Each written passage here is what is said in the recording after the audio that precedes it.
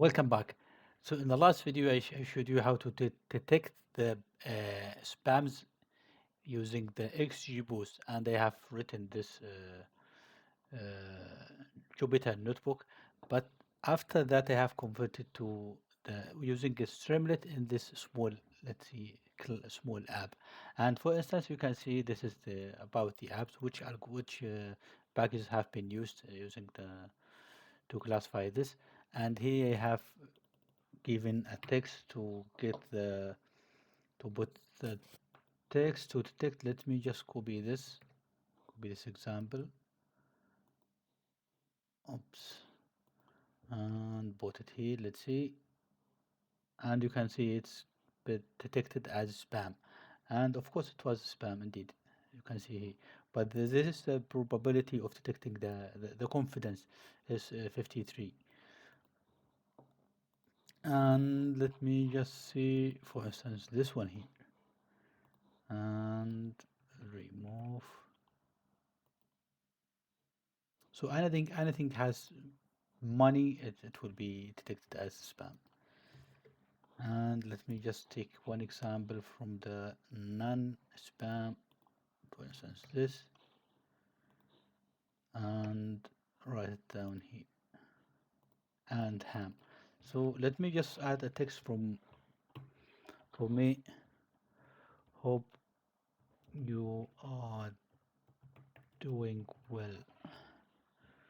Let's see what was. Okay, it's a spam. Cool. Okay, I have no idea why it's spam. Hmm. But now, how to do such stuff? So it's really simple. So this is a title, and you can see also this the same or the name of this tab. It's spam email detector, and with this icon here. And you need a text box, and you need a button, you need a progress bar, you need you need a progress bar, yeah, and you have a slide by the sea, which just only contain information about the app. And let me just show you the code.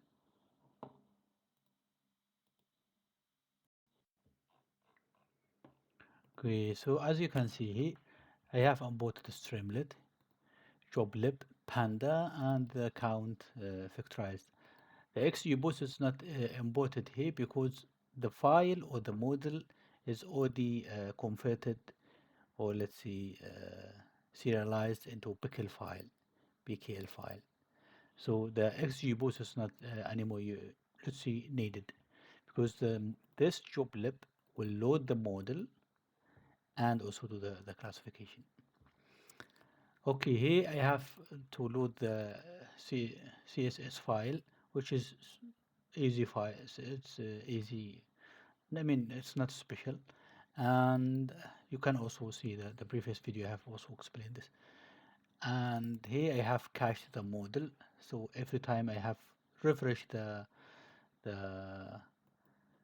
the page, it will not be, let's say, loading the model again because it's already cached. And also I can also update here interactively, and everything change here, it will be reflected to the website, to this app.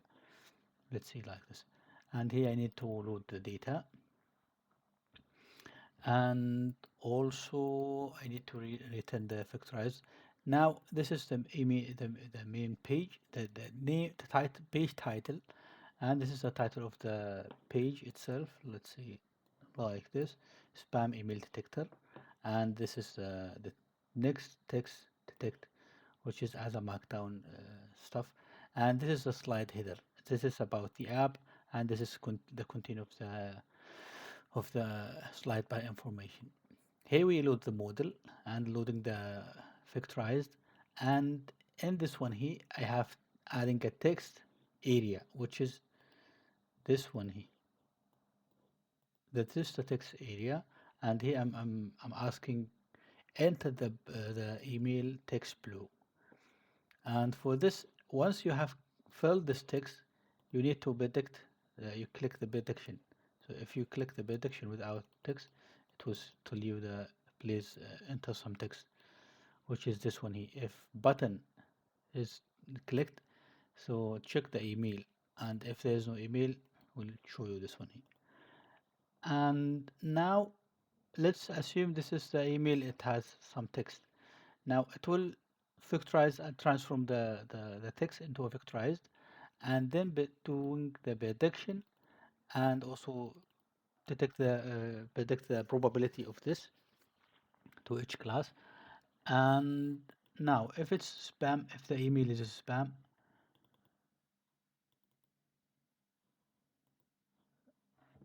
wait, if this is the email, yeah, if it's the prediction, sorry, if the prediction is equal 1, so this is equal 1, it will be spam, otherwise it will be ham. And here's the confidence multiplied by 100, so you can see this. For instance, this is the prediction, the confidence, you can see it like this. And the mark that this, you can also see the result.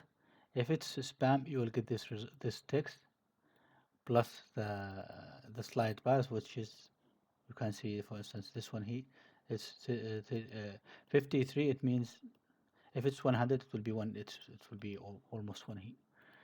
And if it's okay, will be the same. Just give you this information here and print the ham confidence value. This is, let's say, a super easy app.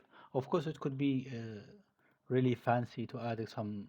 I have no idea what to add indeed, but might be, let's see, has some other components.